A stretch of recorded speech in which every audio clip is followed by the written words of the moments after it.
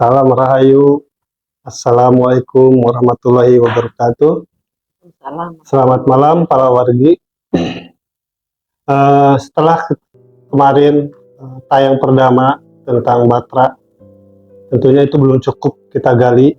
Maka dari itu sekarang kita gali lebih lanjut dengan bintang tamu selanjutnya, yaitu Mbak Novita Luciana Gosala. Panjangnya seperti itu ya, Mbak Nov.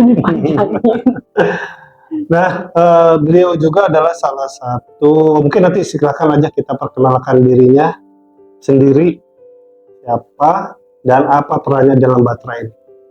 Oke, Mbak Novi, saya persilakan. Kenalan dulu ya. Oh iya, kenalan dulu. Ada di Disko, ujung-ujung ada di Batra nih, gitu. Jadi kenalan dulu lah. Nanti setelah itu cerita, kenapa Mbak Novi ada di Batra nih, gitu. Kenapa nyasar di Batra? Begitulah kira-kira. Wah, ini kayaknya panjang banget ya. Dipersingkat aja kali Harus. ya. Step Kita by nggak step ada gitu waktu ya. cukup banyak kayaknya nih Mbak Nov sekarang ini. Kita sedikit demi sedikit dulu aja, biar panjang episodenya. Ini dirunut dari fase anak-anak, remaja, dewasa. Oke, langsung aja ya. Di tahun 2014 itu aku sudah masuk ke dunia. Perkenalan dulu dong. Namanya dulu kan udah dikasih tahu ya, tapi silakan lebih lengkapnya Oh, iya. lagi. Langsung fokus ke Batra soalnya. Oke. Iya. Nama lengkap tadi kan Bapak Haka ya, Abang Haka atau Kang Haka. Kang Haka. Kang Haka. Hampir lengkap juga. Kang Haka. Ya, Kang Haka sudah sebutkan nama lengkap aku, tapi aku lebih dikenal dengan nama Novita Gosala. Nah, itu nama Itu nama asli. Nama asli. Ada dong nama panggung. Nama panggungnya. Nama panggungnya itu Teta. Oke. Teta, si penerjemah alam bawah sadar. Penerjemah alam sadar. Alam bawah sadar. Alam bawah sadar. Oke. Sebelum itu silakan lanjut dulu tentang Batranya nih. Nanti saya akan kupas itu tuh. Alam bawah sadarnya. Alam bawah sadarnya itu. Silakan Mbak Novi. Aku masuk ke Batra itu sebenarnya itu tahun 2018. Awal tahun yang lalu masuk ke Batranya. Tapi itu sebagai anggota biasa. Oke. Anggota biasa. Itu pun karena tahun 2016 aku sudah melakukan terapi. Tapi belum praktek ya, belum praktek secara langsung. Lebih kepada orang-orang dekat aja, jadi ke anak, ke teman, keluarga gitu kan.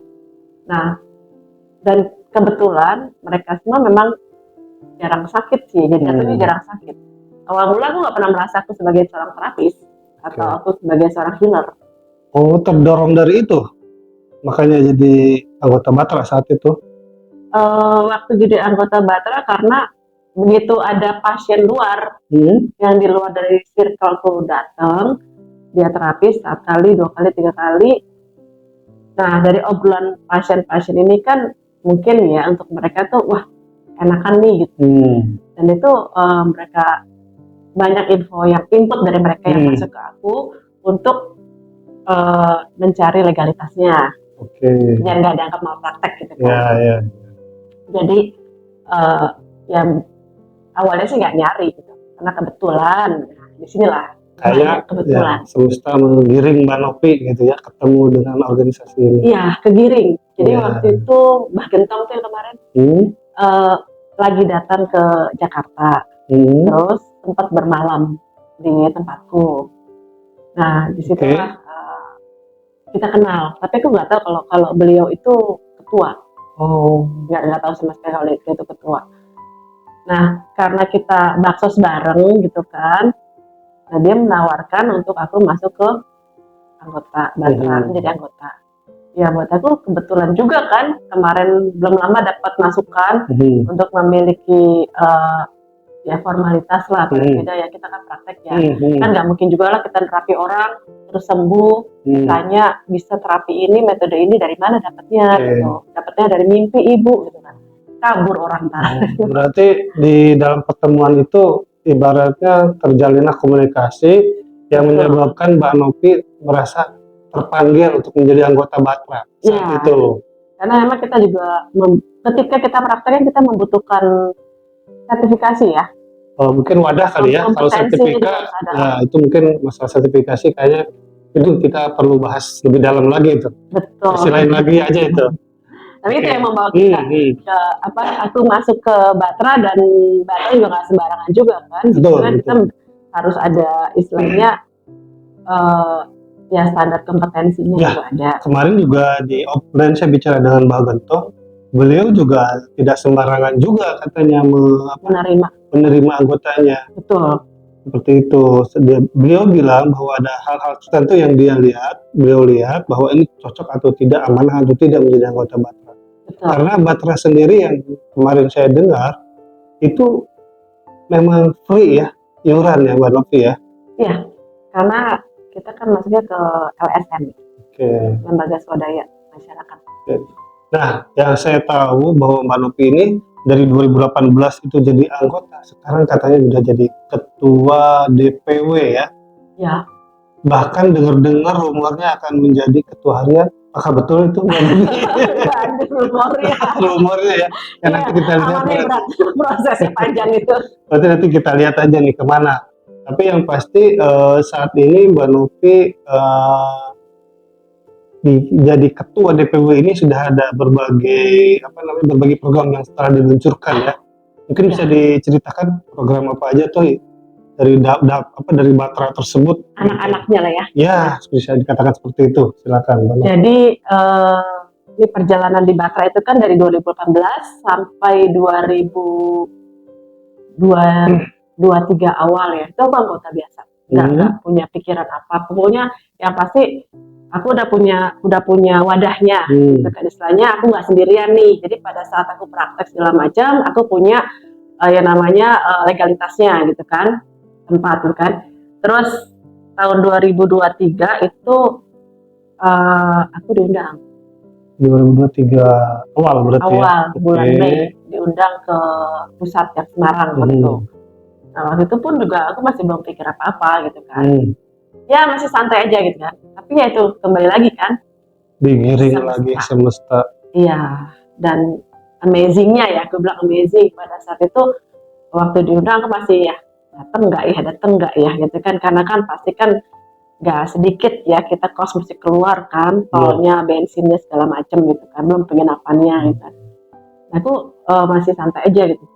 Jadi cuman dalam hati gitu ya, aku memang selalu bermain apa sih kalau dibilang ya, mungkin kalau untuk anak-anak yang bergerak di bidang spiritual mungkin ngerti ya, istilahnya ya adalah lempar ke semesta aja deh, terserah nanti mau gimana gitu kan. Percaya nggak percaya, ketika dikabarin besok jangan lupa ya, jadi kan ke Semarang gitu kan. Aku masih ngebrand itu, ya Bagentong, ngingetin gitu kan. Iya mbak, nggak usah khawatir. Padahal otaknya namanya dikit, berangkatnya gimana ya? Nggak taunya. Tapi tahu acara apa itu pas diundang itu? Enggak. Cuman kan karena kebetulan memang pada saat itu ada beberapa dari komunitas yang masuk jadi anggota kan. Aku pikir cuman ngambil mereka punya KTA sama sertifikatnya aja gitu kan. Hanya berpikir itu aja ya? Iya, berpikir itu. Nah terus pas udah tutup telepon malam salah. Ada orang nanya-nanya nih, waktu dalam perjalanan segala macam tuh lagi jalan sambil nunggu, aku balasin orang yang mau konsultasi. Nah itu nggak nyangka tuh, ternyata yang konsultasi itu langsung satu keluarga. Dan sakit semua itu keluarga berarti? Bukan sakit, tapi minta dilihat kondisi potensi diri dia ke depannya bagaimana, termasuk juga penyakit bawaan. Termasuk penyakit, karena kita kan di penyakit ya. Jadi pakai metode yang tadi Mbak Novi bilang, bawah sadar itu. Iya, pakai bawah sadar. Iya. Pakai metode-metode seperti itu. Nah terus begitu udah jawab, ternyata dia bilang, Mbak aku transfer ya, satu keluarga. Nah nominalnya 1.800.000. Percaya nggak percaya, itu total satu rombongan PP Cikarang Semarang pulang pergi selama 3 hari gitu. Semesta yang berbeda. Semesta yang support. Pulang dari Semarang bawah oleh-oleh berupa tanggung jawab. Iya, SK. SK untuk menjadi ketua itu pun wilayah. ngasihnya pas baksos. Ngasihnya pas baksos. Aku juga masih santai aja, belum terlalu baca bener gitu kan. Lihat, oh ya udah, nggak mikir DPKW. Itu masih dipegang aja, simpen gitu kan, namanya baksos kan lagi rame. Nah, ada sekjennya, bukan sekjen, apa legal officernya. Itu nyamperin, terus bilang, Mbak, ini amanahnya nggak kecil loh, Mbak. Pikir maksudnya, ya Mbak ini tanggung jawabnya tuh 3 provinsi. Apa aja tuh? Aku bilang, ini Mbak buka aja katanya. Aku lihat Banten, DKI, dan Jawa Barat. Iya ya, 3 provinsi ya. Aku masih diem aja. Oh aja masih belum ini. Pas sampai Cikarang baru lemes. Berarti semesta lagi ya mengarahkan Mbak Novi untuk bertanggung jawab Begitu, sebagai ketua wilayah pengobat tradisional ini ya. Iya, dan di situ masih bingung loh. Aku masih bingung, maksudnya kita mau ngapain nih? Iya kan, mau ngapain? Karena kan sebelumnya belum ada ya, Mbak Novi? Belum. Nah. Dan juga kan ya kita di sini kebetulan memang agak sedikit tertutup, kan? Karena sebelumnya memang langsung ke pusat kan, wilayah tersebut itu yang 3 provinsi itu ada cabang, nggak ada langsung ke pusat. Betul.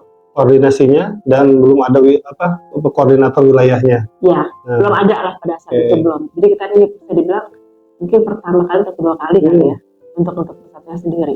Nah di situ aku juga masih belum ngerti mesti ngapain. Sampai ini mulai masuk ke ini ya, ke anak-anaknya gitu kan. Nah pagi-pagi, jadi ketika aku mulai di Batra ini kan mulai sounding nih ya. Sounding dalam arti ke kedinasan setempat. Kita kan bisa lapor dong. Lapor ke Kesbangpol, lapor ke Pemda Kabupaten. Jadi kan kalau Batra ini sudah ada loh di sini gitu kan. Nah, kan kita kan lembaga pelatihan sosial. Jadi aku mesti lapor ke Kesbangpol, terus juga Dinas Kebudayaan, Pariwisata, Dinas Pendidikan, dan jadi kedinasan ada di kabupaten. Nah, pada saat itu aku telepon, Bu Novi, kita makan ngopi yuk katanya. Iya ngopi, ngobrol deh gitu, ngobrol terus ada yang nanya, ini kalau misalnya untuk tes urin, kita kan waktu itu kebetulan sebelum menjadi ketua Batra, sebelum diamanahi menjadi ketua wilayah ini, kebetulan aku kan juga melakukan kegiatan sosial, melakukan penyuluhan ke sekolah-sekolah gitu kan. Nah, ada nanya soal tes urin. Nah, aku bilang, aduh, gimana ya? Aku udah mulai sibuk di Batra nih, gitu kan. Jadi kan, yang sosial ini kayaknya aku kurang waktunya, gitu misalnya kan. Nggak mungkin ada di 2 badan, gitu kan, 2 lembaga. Karena lebih berat tanggung jawabnya. Terus ya udah kita ngobrol yuk, karena ada yang mau ini juga, yang mau nanya-nanya soal urin gitu kan. Kan itu bukan kapasitas aku, gitu kan. Ya udah kalau gitu. Nanya ke siapa? Nah dibawalah aku ke BNK Jakarta Timur. Nah disitulah langsung diajak MOU kerjasama. Jadi situ anak pertamanya Batra lahir. Lahirlah Batra SN Anti Narkotika Indonesia. Dimana kebetulan disingkatnya brain itu kan otak ya. Jadi brain ini kotak. Nah pada saat itu kita sih bukan yang berarti kayak polisi yang nangkap segala macam, bukan gitu kan. Karena kan basicnya kan karena aku di sosial itu sebagai penyuluhan dan Batra ini penyembuhan. Jadi buat aku waktu itu sebenarnya masih ngeblank juga, maksudnya kita mesti ngapain di sini. Nah itu yang saya tanyakan lebih dalam. Urusannya apa hubungannya gitu loh, BNN sama Batra gitu kan. Tapi ternyata dalam obrolan sama Pak Hedrajit ya waktu itu, dan aku yang kebetulan juga ngajar di Indigo School, gejala-gejala yang pakai narkotika itu ada kemiripan, agak similar gitu ya, karena kan halunya itu loh. Kemiripan? Halunya itu loh gitu kan. Tapi kan buat aku yang memang tanda kutip penerjemah alam bawah sadar. Balik lagi ya. Kembali ke situ gitu kan. Nanti lebih dalam kan itu. Bisa mendeteksinya lah gaya. mendeteksi Akhirnya muncullah dari situ. anaknya Batra yang Ya, pertama. bisa dikatakan itu program pertama Mbak Nuti Programnya kita setelah yang menjadi pertama. koordinator wilayah ya. Betul, karena kan Itu kan ini hal yang baru buat Batra itu sendiri.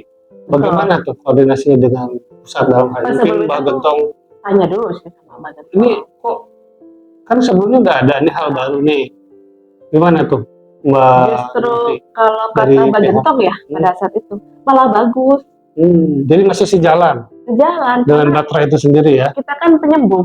Oke, Kalau yang brand itu kan mencegah. iya. Tapi kan ketika dalam prakteknya gitu, kalau contohnya tes urin deh anak SMA, mereka positif. Oke. Kalau Lalu positif, kan stepnya kan kalau di BNN kan dia masuk ke rehab. ya. Tapi di rehab kan stay di dalam kan, kita rawat jalan. Tapi secara tradisional dulu. Tuh. Jadi ya justru pada saat itu ya juga ya, berarti kita ini membantu anak Indonesia agar tidak mengotori SKCK. Oke. Intinya masih sejalan gitu. Masih sejalan. Malah buat kalau itu sebenarnya nggak apa-apa, lanjutkan aja, itu bagus kok. Ya. Karena dapat dukungan juga dari pusat. Betul. Ya. Aku juga berani melangkah kalau nggak dapat support dari pusat sih. Terus selain Brain itu apa lagi? Nah, kita kan yang namanya LSM ya, kan? Kita kan juga butuh publikasi, ya kan? Biar apa? Biar kita punya aktivitas ini kan kita melaporkan tiap bulan kita mesti kumpulin laporan-laporan report ya kegiatan kita gitu kan.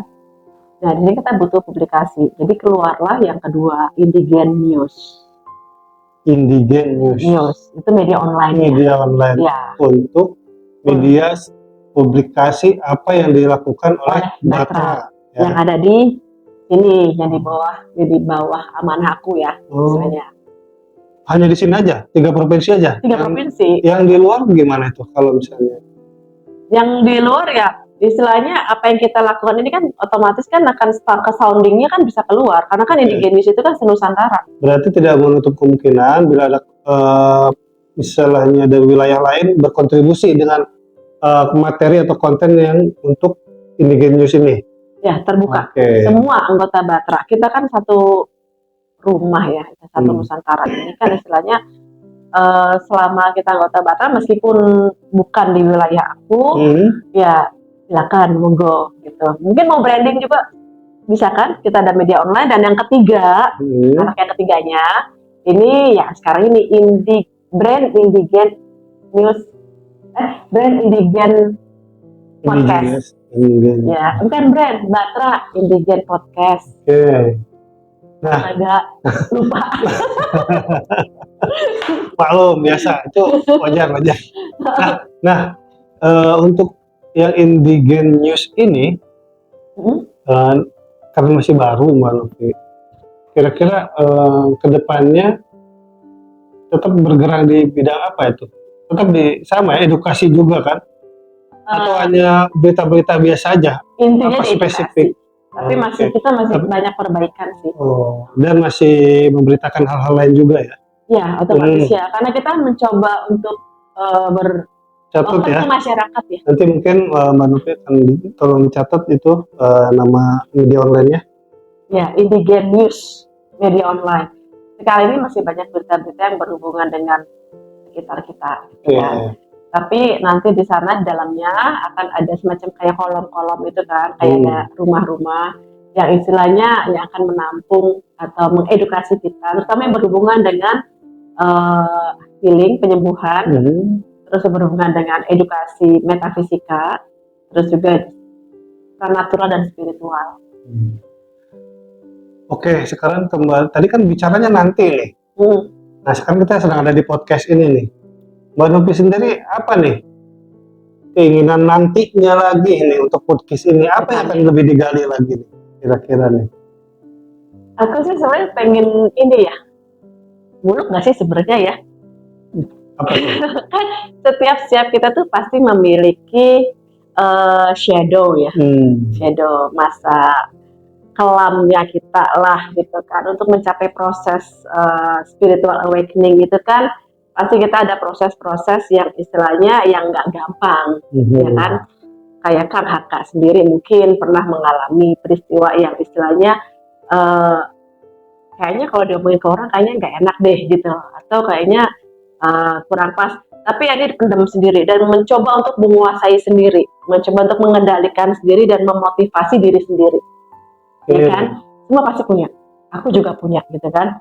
Nah, kayaknya kita butuh wadah untuk kita berbagi, untuk kita bercerita. Ya mungkin ceritanya ini akan keluar juga gitu kan, namanya di podcast kan. Akan tetapi kita nggak lihat lawan bicara dengan siapa. Ya. Dan kita nggak berpikiran orang itu kan bagaimana biar lepas. Itu salah satu metode penyembuhan terbaru juga berarti ya.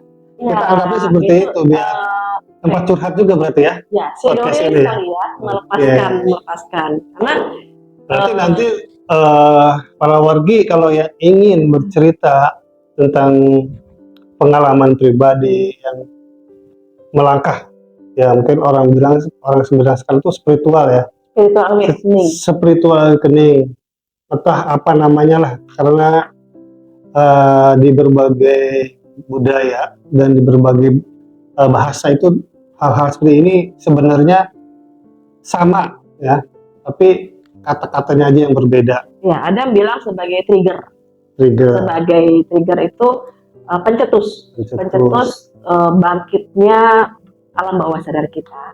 Ada yang orang bilang kalau nggak salah dengar itu malam gelap gulita ya. Aduh saya lupa.